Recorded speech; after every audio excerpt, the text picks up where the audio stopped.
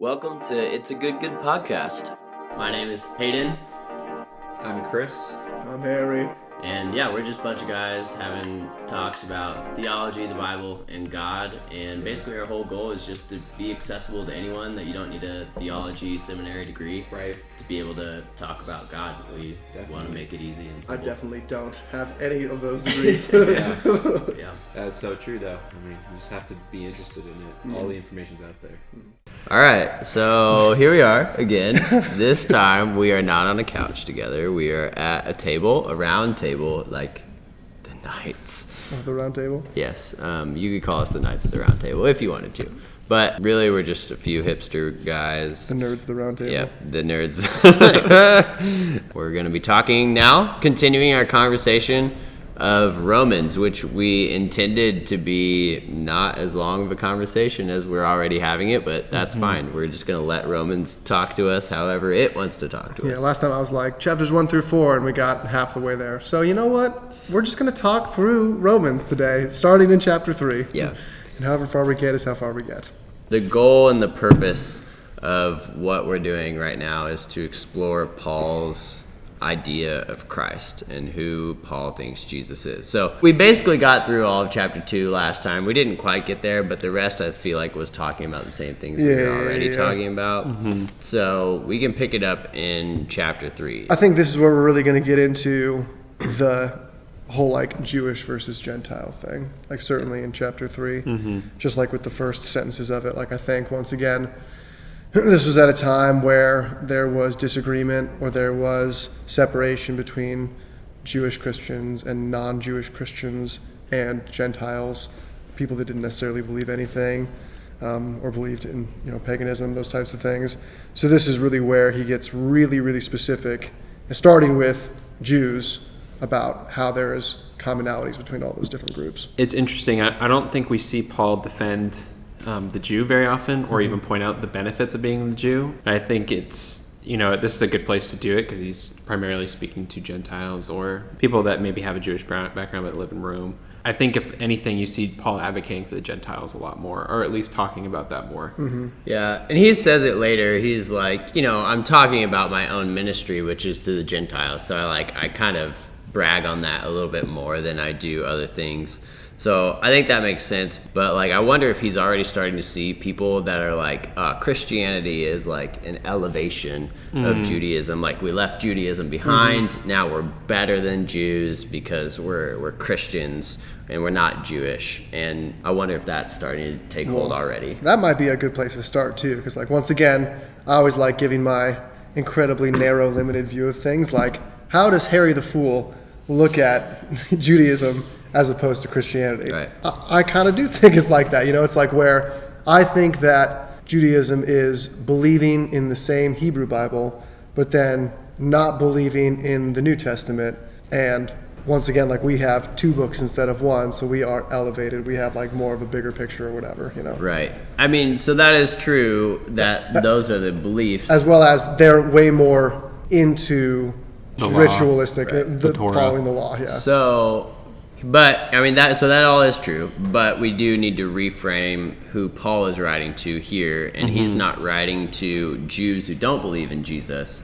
He's writing about Jews who do believe in Jesus versus people who are not Jewish that do believe in Jesus. So we should just not talk about the ones that don't believe in Jesus? We can. Because today, if you are, I think, am I incorrect in if you're calling yourself a Jew, you don't believe that Jesus is the Messiah? Yeah, unless you say you're a Messianic Jew. Your culture might be Jewish, but your religion is not Jewish. There is a wide spectrum of Judaism even today. There are a lot of Jewish people that only believe the Torah. There are the first 5 books of the Bible. There are some Jewish people that believe almost all of the Old Testament, even some books added. And then, you have Messianic Jews that were either brought up Jewish or culturally Jewish, or maybe their parents were Christian but culturally Jewish. They would say that their bloodline is Jewish, they're culturally Jewish, they're racially, that is who they are, but they've chosen to believe the New Testament as well. Yeah, I know when I've done research for previous conversations that every once in a while I'll stumble upon an awesomely named website called Jews for Jesus.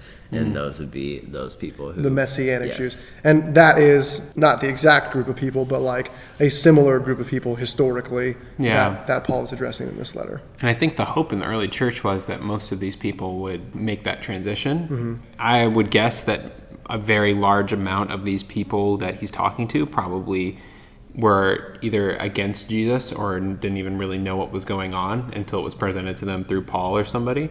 Because, Jesus was it seemed like he was anti-Jew to a lot of Jewish people. Well, he took all the things that were important to them and like told them that they weren't important. Right. Like the Sabbath and fasting and, Right, everything that, all these like standards they had, he kind of ruined them all. Yeah. Well, so I think what I would really benefit from is kind of doing a chat with, like we did with Garrett, who is Catholic. Like, what would it be? A Messianic Jew? No, I want to talk with Like a traditional Orthodox Jew. Yeah. That's what I want to talk with. Yeah, that'd Yeah. be cool. And we can see if we can make that happen. So, and then I think we do also, let's just kind of give a little recap because I think it makes way more sense once we set it in line. So like chapter 2 is he was kind of coming down on Judaism a little bit because he's saying like Jews believe that in their following of the law that they are in right standard and right relationship with God. But the problem is that like they're talking out of their mouths and like doing other things with their hands. They're like holding people to standards that they're not actually holding, and they're putting their faith in the works that they do based on the law. And then he's like, circumcision wasn't even like a thing to do for Abraham's family to be saved. It was all just like a display. He calls it a seal, I think, of their right relationship. That the reason he got that display was because of the faith he took prior. He wasn't made righteous, or he wasn't in right relationship with God because he was circumcised. He was given the circumcision because he was in right relationship. And so he's like kind of bringing down Judaism a little bit, and then he gets on to chapter 3, and he probably suspecting that people are like, oh wow, Jews are fools. Well, and he ends like that. That's kind of what I think too. When I read the end of chapter 2, he ends with being like, a Jew is not one who's just a Jew outwardly. He who is a Jew inwardly is like and so it's like, what's the whole point of calling yourself a Jew then if it's all about like who you are on the inside? But then he combats that with being like, then what advantage remains the Jew? Tons, and then goes into that too. Yeah, and I think this is really interesting to talk about today. I know a lot of the churches I've been in, there are a good number of people that see Jewish people as an enemy and like don't really realize that we are like Jewish in the fact that we have inherited this thing. We have, there are things that we add on to the end of it, very important things that dramatically change what we believe. Right. We owe everything to the Jewish people.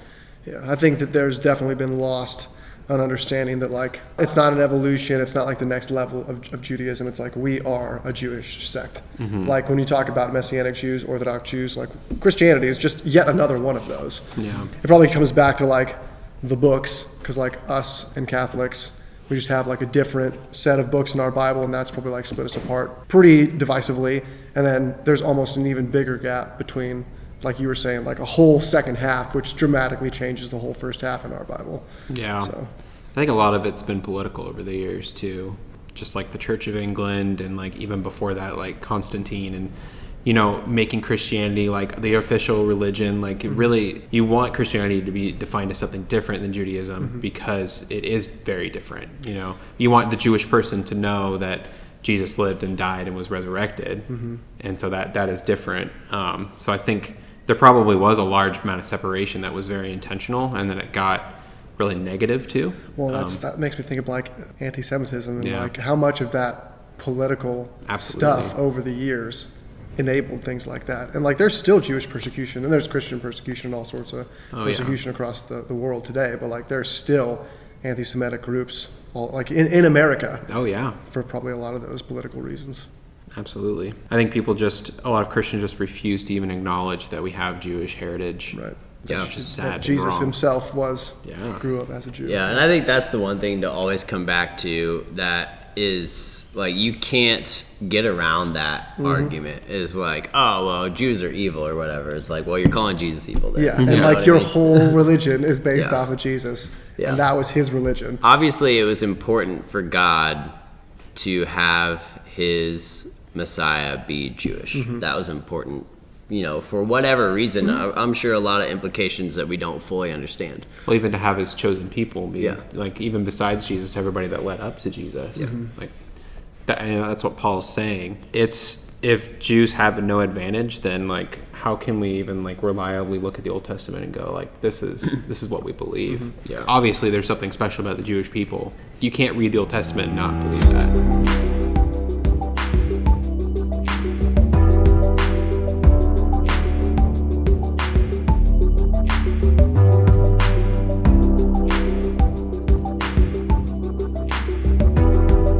That, I think, brings us into Romans chapter 3, and I'll be reading from The Kingdom New Testament by N.T. Wright, but we'll also have other translations available. I think this one's good just because he tries to put it into a little bit more contemporary language. So we'll just start in chapter 3. What advantage, then, does the Jew possess? What indeed is the point of circumcision? A great deal in every way. To begin with, the Jews were entrusted with God's oracles. What follows from that? If some of them were unfaithful to their commission, does their unfaithfulness nullify God's faithfulness? Certainly not. Let God be true and every human be false, as the Bible says, so that you may be found in the right in what you say, and may win the victory when you come to court. In my audiobook, in this chapter specifically, but actually through this whole letter, Paul asks a lot of rhetorical questions and then answers them. Yeah. Makes him kind of sound like a jerk. He's like, he's like, oh, is it for only for Jews and not Gentiles? Yes, for Gentiles too. So like, I try to read this as though he's like, kind of like leading them on and then like happily answering the question to convince them. Because like, I can read this and like with a rebellious streak, I'm like, oh, like what a jerk. Just like asking a whole lot of rhetorical questions just to like answer them the next sentence and make me feel like a dummy. But I think that's one thing that I get when just reading it. And I'm wondering if this is just like some evidence of Roman discourse, like that you would naturally have. If you were writing an argument, you would address all the arguments against it as well. Yeah. Maybe this is what he's doing. Charlie Munger would say that you can't really form an opinion on something unless you actually understand the opposite point of view. Just as well as you understand your opinion. So that's a really good point. That is probably what he's doing. These are questions that are being asked of him that don't have an answer, and he's going to like logically set up, then ask the question, then combat it. But I think another thing that I was going to say too is like like oracles is kind of like a tricky word, but like in the Amplified Version, it's like the brief communications, the intentions, the utterances of God. So like, why is it important to be a Jew? Racially, historically, identify as a Jew. It's like those were the people that God spoke to first. Those were the people through Abraham, as he'll or talk most about. explicitly, Yes. at least. Yeah, and that word is literally word. Oracles? Like, it comes from logos, which is just word. Word. So Got the I word think, of God, yeah. yeah, I mean, there is a lot of advantage in explaining what that means. Revelation, word, oracles. Yeah, I think that's helpful because oracles is not a word that we use unless you're like playing Skyrim or something. Yeah. Put your eyes upon the oracles. Yeah, exactly. And usually, like when I think of an oracle, Think of it's like a someone who can see in the monk, future. that you go to who's like, Yeah. To begin with, the Jews were entrusted with God's words, God's revelations. So what follows from that? If some of them were unfaithful to their commission, does their unfaithfulness nullify God's faithfulness? Certainly not. So I think what he's saying here is, look, God spoke to the Jews and gave them like his word. And we're seeing corruption in Judaism, but is that nullify the importance of being a Jew? No, that just means that some people aren't living to the standard that they were called to, and they're not actually listening to the words that God was giving them. That's really interesting, and I feel like we can apply that a lot. Absolutely. For all the terrible Christianity that's out there. Our terribleness doesn't nullify like the righteousness of God. And I think that is a logical conclusion that a lot of people come to outside of Christianity, is they're like, well, Christians are terrible, so I don't want to have anything to do with that. And I think that's a really good point, is if we hear that sort of sentiment, we should be like, hey, I totally understand where you're coming from. Like, Christians have done a lot of bad things, but you shouldn't just discount Jesus because his followers don't follow him super well. Right. We're not the thing. Like, yes, we suck. We know that, but like, Jesus is the thing, God is the thing. Yeah. And then he attacks it from the other end. It's like, not only does our sinfulness not nullify the righteousness of God, they're like, what if our unrighteousness, what if like the fact that we suck brings out the fact that, like, what if we do that on a regular basis? What if we show how much we suck so that people can then embrace and see the glory of God? It's like, that's foolish. That's also a dumb thing to do.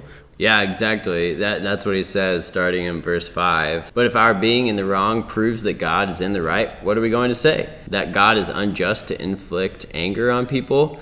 I'm reducing things to a human scale. Certainly not. How then could God judge the world?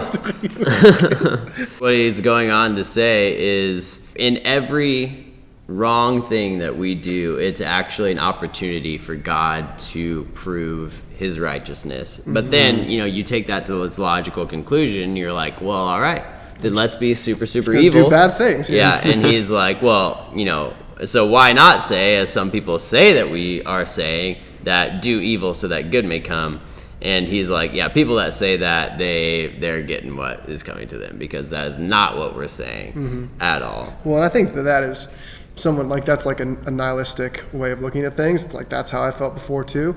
Like, not necessarily if the bad things that I do enhance God's glory, but like, the bad things I do don't matter. They don't have like a cosmic effect. Like, God is impersonal. He doesn't care. Like he doesn't know every hair on my head. He doesn't care about the things that I do. So like, me stealing these groceries or whatever, like it does not matter. It'll all even out. Yeah, I think that's a super, and like, obviously that's once again a question that's being asked in these circles, and he's head on like logically talking about how that's foolish, and that's something that I've thought and felt before too. It's really interesting, like, just looking at the Bible as a whole, there's so much argument and logic. Like, this is discourse, right? Yeah. And like, you get none of this in the Old Testament because it's just, that's not what it's trying to do at all. No. But it's just so interesting that we have this, that it's just like arguments and responses. I think the letter to the Romans and then the letter to the Hebrews are like two of the most valuable ones for me, because they do exactly that. They take the Old Testament, which when you're reading it, especially in this day and age, you're just like, okay, I'm just supposed to like take all this at face value. I'm just supposed to like believe it is true. Like, there are so many things I have questions about, and like both of these, like this one especially so, both of these letters take it and like dilute it and then give some logical argument as to like why those things are important, if they're important, how they're important to us now. Yeah. So, it's a very valuable letter. Yeah, I know we're not talking about Hebrews, but I've heard, like, going back to our Messianic Jew conversation, I've heard that for a lot of people coming into Christianity as a Jewish person, the book of Hebrews is what really helps them connect the Old Testament with Christianity. Jesus, That is super interesting. And so then he goes on and kind of talks about the purpose of the law. And he says, the purpose of this is that every mouth may be stopped and the whole world may be brought to the bar of God's judgment. No mere mortal, this is verse 20, no mere mortal, you see, can be declared to be right before God on the basis of the works of the law. What you get through the law is the knowledge of sin. What you just read, the law actually makes you conscious of sin. So like, without the law, you actually don't know what's right or wrong. Which, and like, it's a very interesting concept. Like, the law itself is not just like, okay, do this, and now like if you do those things, you're good. The law is like, okay, number one, these are the good things to do, but number two, implicitly, outside of these things, you can kind of understand what like the wrong things are to do. So it opens your mind to sin. Yeah, I kind of view the laws as like that second step. Most humans have kind of a general moral compass where we understand some things are right and some things are wrong. Like, if you were to look on case studies done, like, there are people that don't have that, and that's, I'm not arguing that it's 100%. But I think overall, like, we know killing each other is bad. Right. But I would say the law is kind of, I don't want to say a pathway, but it's like, it's a way to go beyond those like fundamental things. It's like, okay, you're doing this, but this is the way to do that better. But the law also changes a lot. Like, you can't look at one passage in the Old Testament and go, okay, like, I'm only going to follow this, because it lives and breathes and moves and changes over time. Well, and there's levels to that, right? So there's like, you have this inner conscience, most people do, I'd say like the vast majority of people do, then there is the law. And like, regardless if you're a Jew or whatever, like if you're looking at the Constitution, you know, we have laws. You look at those laws and you can understand, okay, right and wrong. But then there's even another level. It's like, we've talked about it before. Like, what if me lying saves 10 people's lives? What if me stealing allows me to rob the rich to feed the poor? You know, like there's levels to that. So like, I think once again, it's not just the law that's the end all be all. That will give you an idea, probably a clearer idea of what sin is. It's not the literal law. It's an example of how to process life and how to process things. Correct. Yeah, and I think his point back in chapter 1, he has already said God's invisible qualities have already been made known to every man, so that no person is without excuse. And so I think what he's saying here is, you know, there is that internal conscience, but let's say you really felt that you always followed that internal conscience. Like you might think that you're in right standing with God, but that's part of why God brought the law, is to say you're not. Like, even if you think you are the best person in the world, like, you're not. You can't meet the standard. It's also super cool how Paul does kind of like, not only like a compliment sandwich, but also a criticism sandwich for each of these groups of peoples. He starts out like Thanksgiving, super positive, kind of rags on the Gentiles, then like turns it around on the Jews, and then rags on the Jews, and then for the last 20 verses talks about how there's actually a lot of advantage to being a Jew, and then along those same lines of equality, actually, we've already made the charge that Jews and Gentiles are alike under sin. And here's a ton of Old Testament scripture that actually backs up what I'm saying here. Like, he goes up and down, and then brings it all together at the Which end. would probably matter a lot more for the Jews than the Gentiles. Gentiles are, I'm guessing, checking out right here. Like, I don't... What are you the talking Old about? Testament? Okay, cool. Then the Jews are like, oh, all right. Okay, we're equal. Well, there must have been like some elitism going on in the Jews' mind who were there. Like, oh, we are circumcised, we follow the Sabbath, like we do these rules because we've always been told that like that's what we should do. You don't do that. You in fact like don't want to do that. Like we're better than you. We're going to be saved or whatever. You even see that in Acts too. Where you see the Greek Christians, their widows aren't being fed by the church, and they're complaining against the Hebrew Christians. And I think he's combating elitism on both sides, because we've already talked about the other side of it, and then there's that Jewish side as well. So that's the funny thing too, is when you like look at the apostles and the disciples of Jesus, like they're always like vying for the number one position. They're like, who's gonna be on your right and your left? And you just, as you're reading that, you're like, oh my gosh, like you should know better. But like clearly that's always a problem. And so it's I think human nature too, Yeah, exactly. So I think when we're reading this, we're already like, oh, these elitist people thinking they're Jews. I'm so much better than that. Well, okay, we've talked about that too. It's like, so I go into the gym, right? And I'm like, I'm super buff. I'm going to do some workouts. No. And then I see someone who's like not necessarily super buff or whatever. And like the first thing that I think is in my mind is like some bad stuff. It's like, get out of here. You don't belong in here. Like, don't embarrass yourself. Why would I think that? What I should actually think is like, oh, if physical fitness is important to me, if I think it's a good thing, we need like everyone in here, like no matter who they are. Like I'm so glad that you're here. But my first thought is always something super negative and super judgmental. Like it's just another example of how like, doesn't matter what it is. If it's like, oh, my physical fitness, oh, my adherence to the law, my adherence to something else. Like we'll just take it and think that it's better than whatever else anybody else is doing. Yeah, exactly. In that context, the power of physical fitness is daily displayed in someone who has like a fit body. But it's not. But it's not. Well, and it's not as like radically or as beautifully displayed as someone who was not fit before. Like got after it in the gym every day, ate healthy, and then turned it around. It's those moments where you see like the huge beauty of physical fitness. That makes me think of Jesus too. Jesus will say in the parable of the 99, there will be more rejoicing in heaven for one sinner who repents. And it's like, man, that gets me like emotional too. It's like that.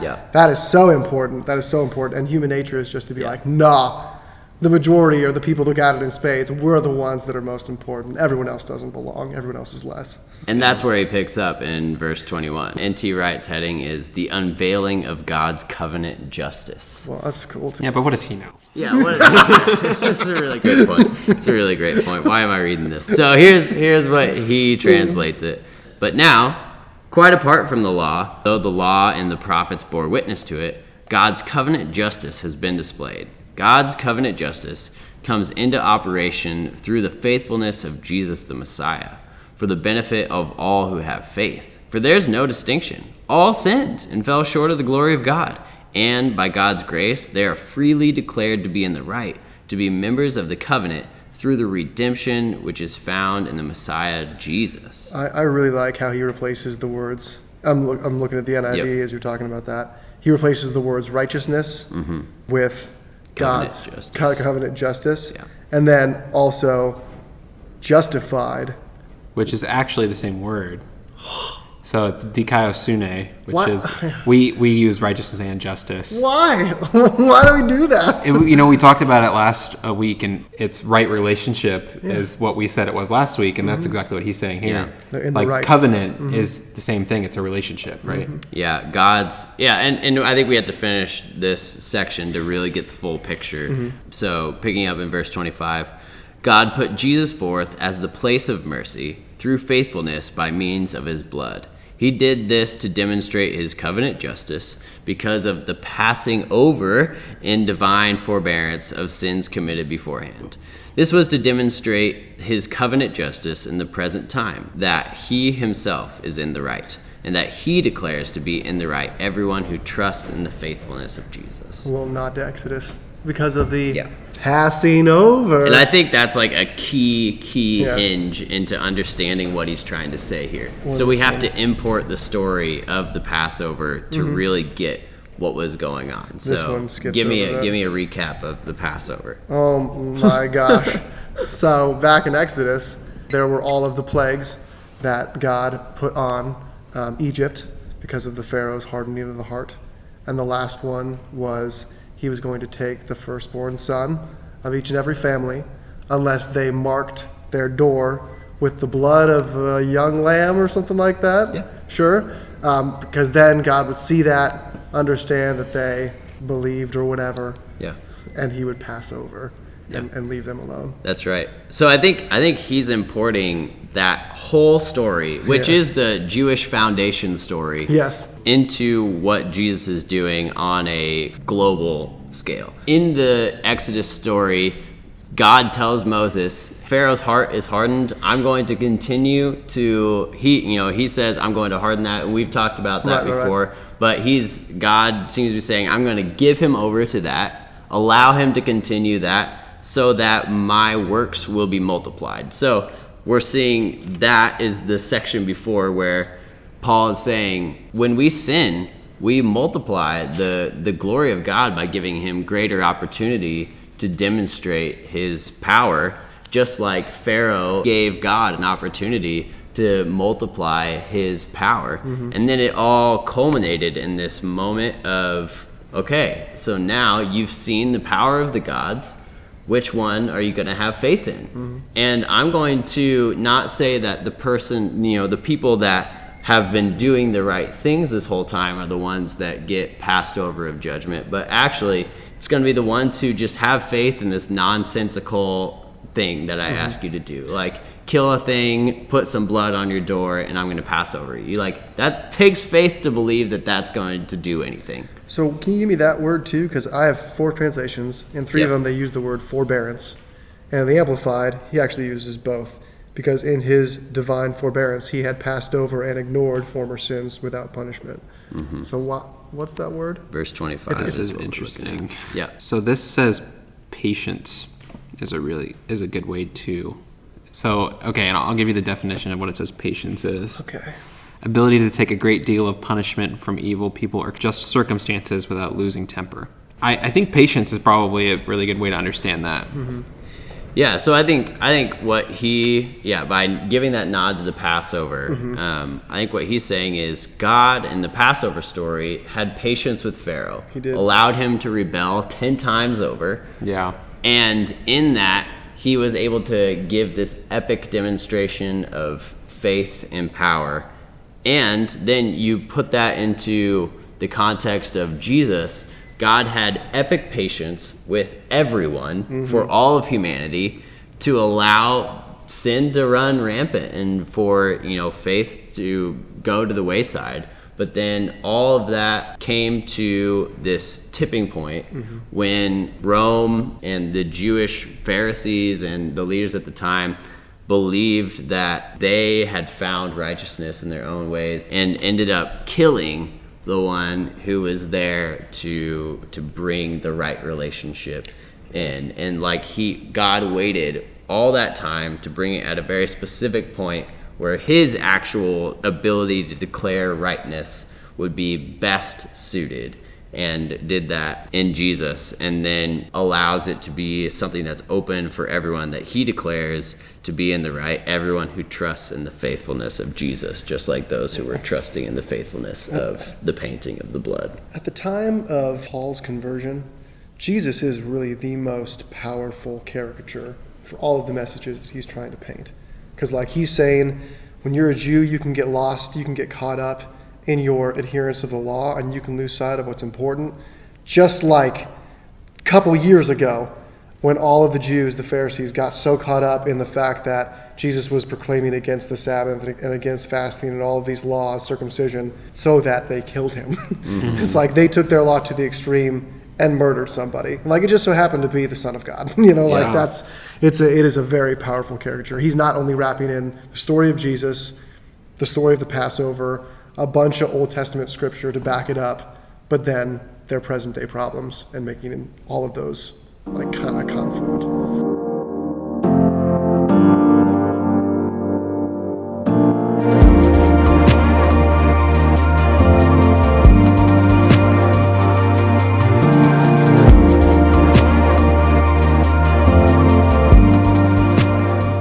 So what happens to boasting? It is ruled out. Through what sort of law? The law of works? No. Through the law of faith? No. No.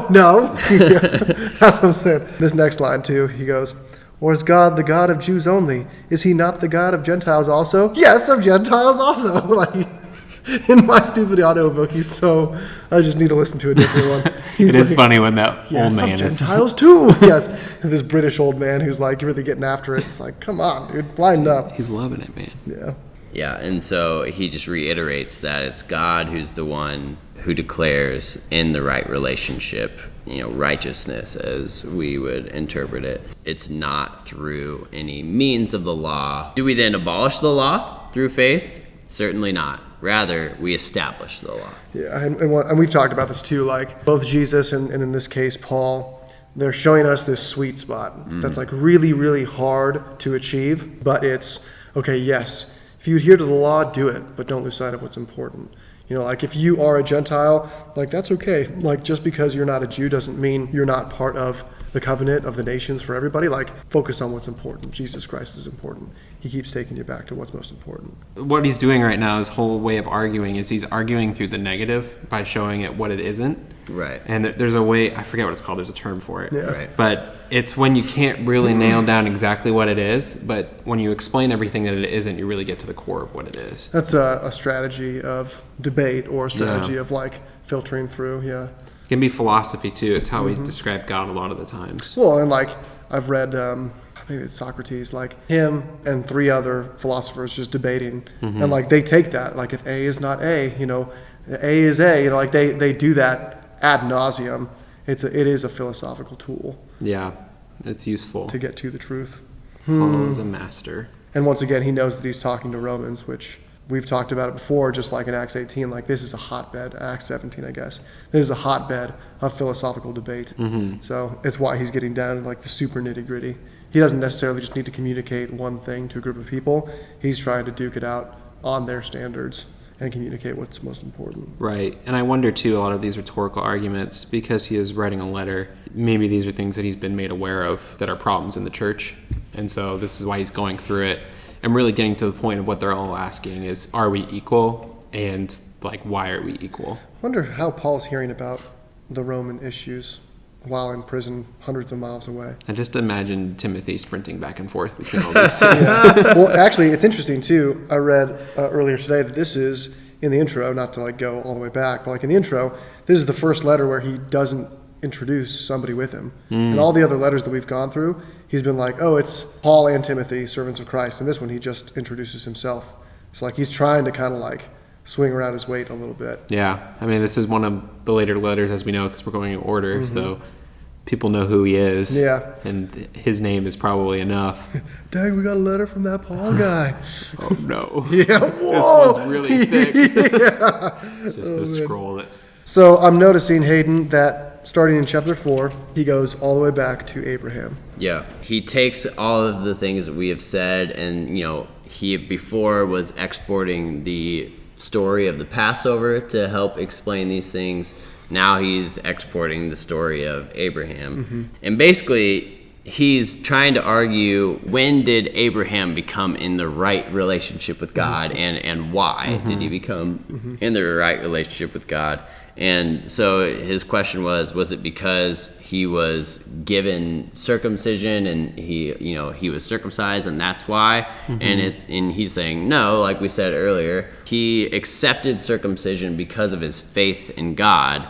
It wasn't the other way around. It wasn't that circumcision made him righteous. It was that you believed in me. You had faith in my declaration to you.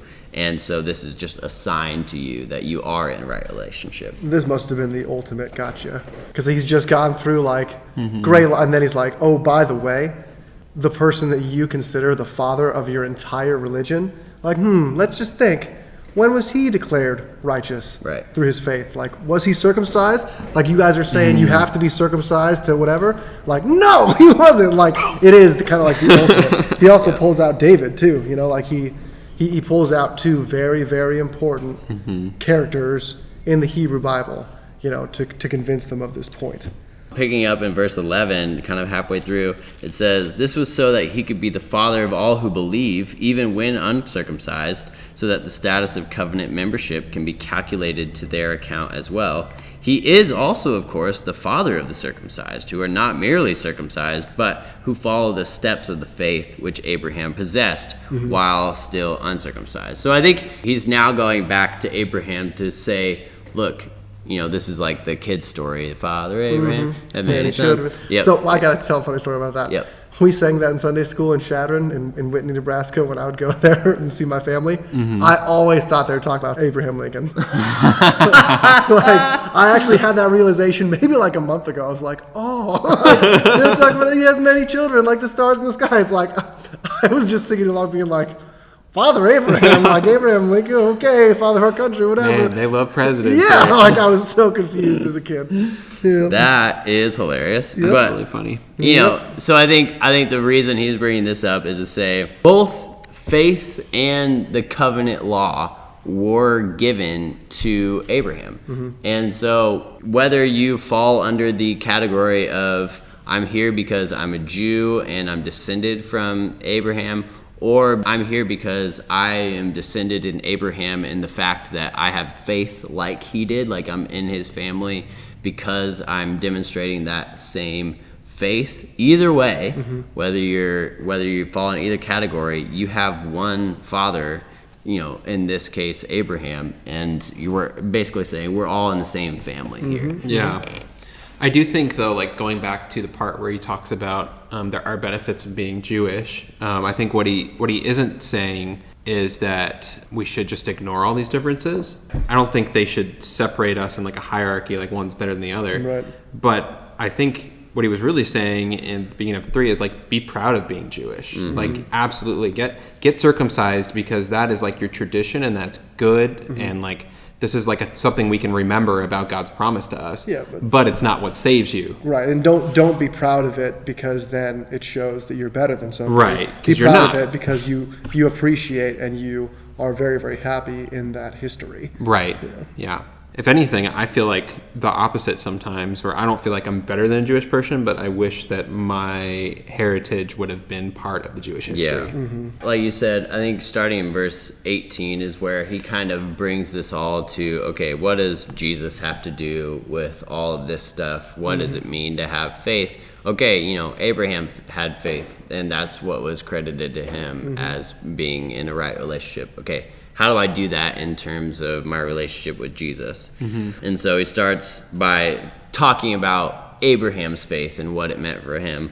Against all hope, but still in hope, Abraham believed that he would become the father of many nations, in line with what had been said to him. That's what your family will be like. He didn't become weak in faith as he considered his own body, which was already as good as dead since he was about 100 years old, and the lifelessness of Sarah's womb.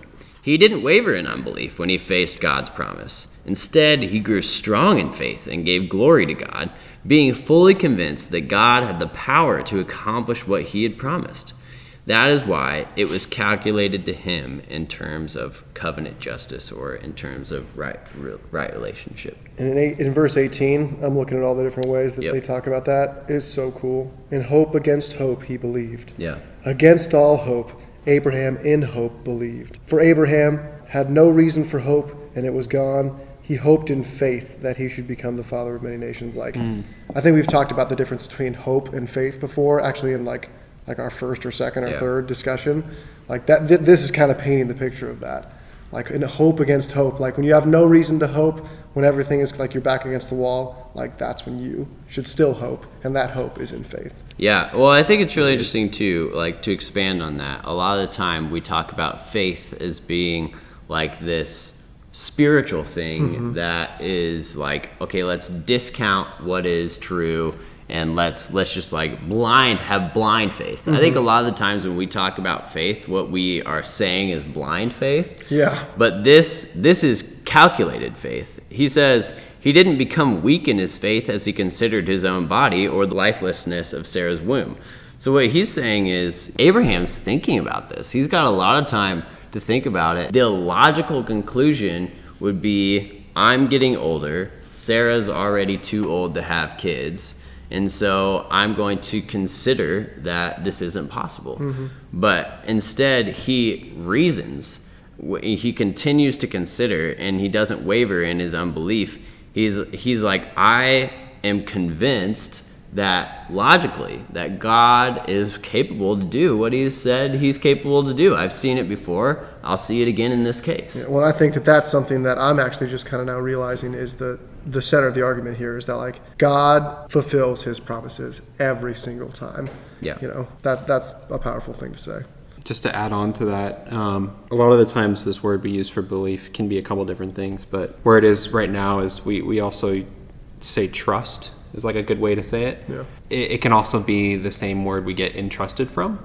So you have this idea of God really on his side entrusting his covenant to us, and then this is kind of Abraham like responding with that and trusting him back.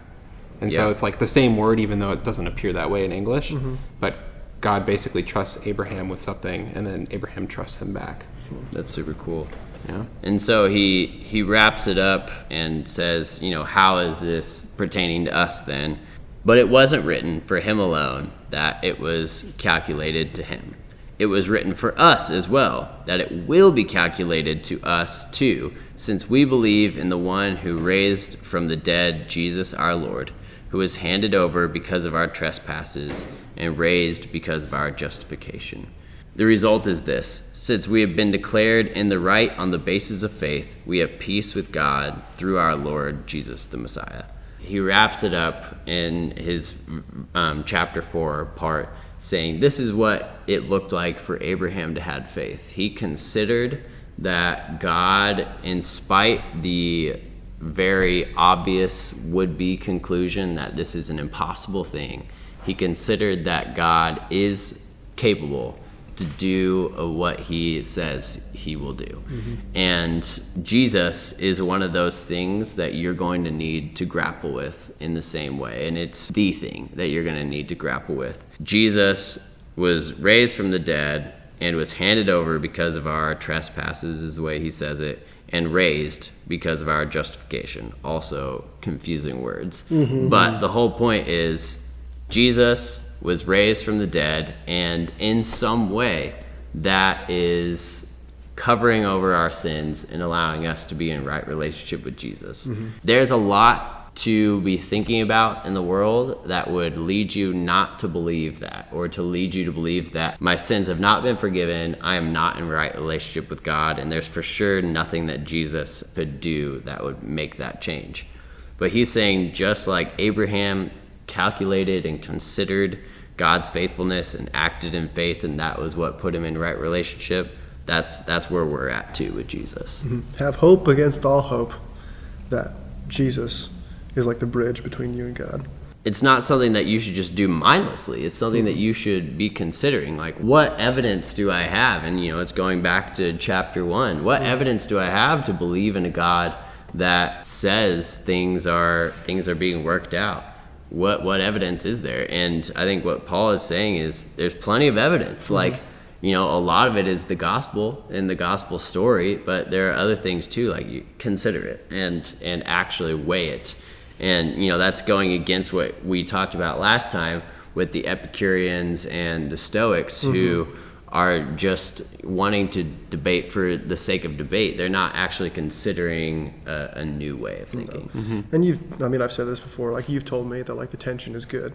Like if you're feeling that tension, if you're in the tension, like that's actually the consideration that I think you're describing. Like you shouldn't just don't like it, push it away, I'm not going to think about it.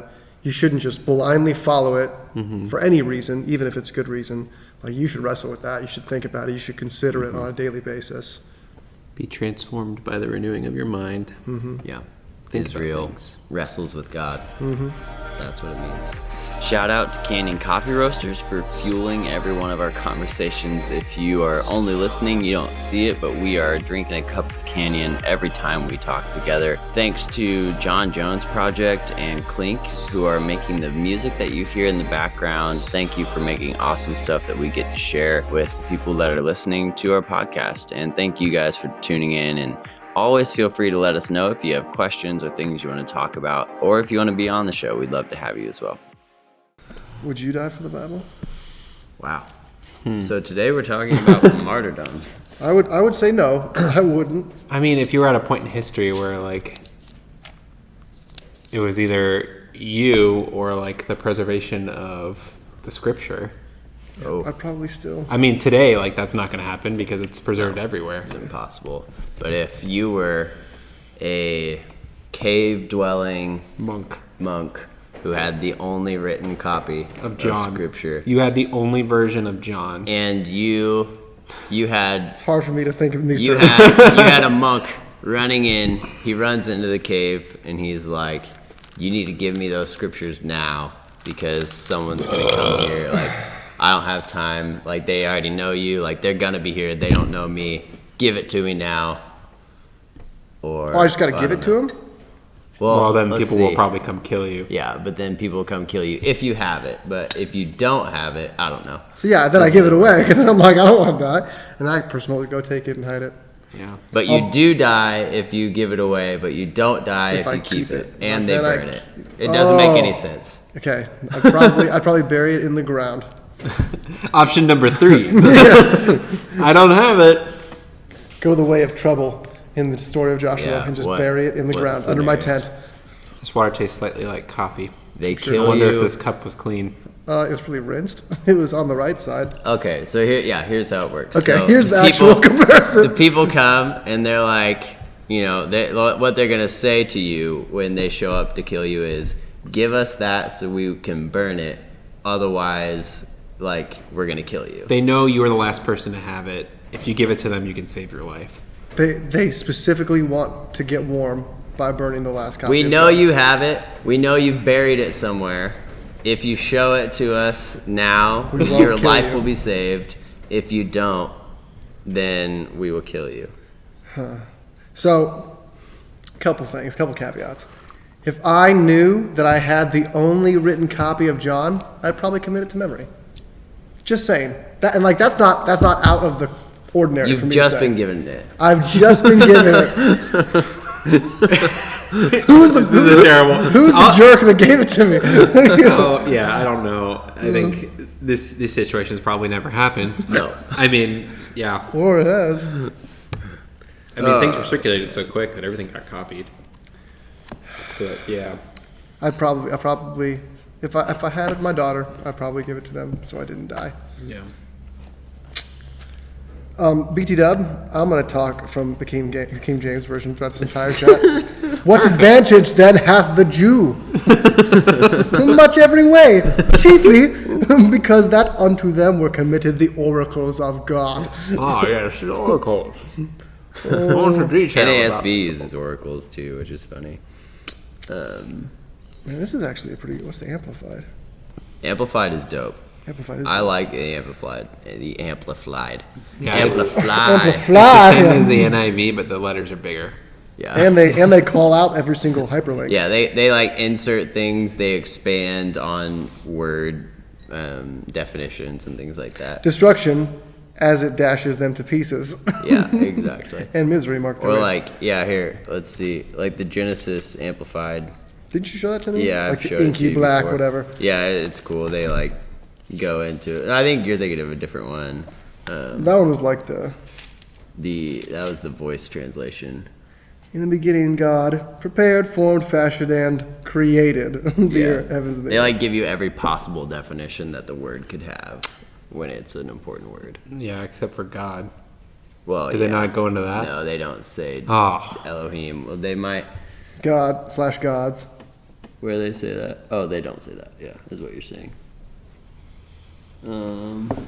I mean, Yeah. you got to choose your battles. You That's- can't do everything. Dude, to say that it's Elohim Right. on the first sentence Yeah, right is away. so bold. Well, here we go, dude. This is so they're kind of dodging here. God said, "Let us, Father, Son, and Holy Spirit." So They're giving you some. Yeah, they're straight wow. up going with Trinity. Yeah, They're like inferring. That's some. that is pretty intense. Christological Eisegesis. perspective of the Old Testament. Yes. Yeah, which would not have been there for sure when it was written. I But mean, probably not, but I know Moses knew all about Jesus. that's a good point. I mean, Moses had a pitched tent with Elijah and Jesus on the mount, so they were good homies. Yeah,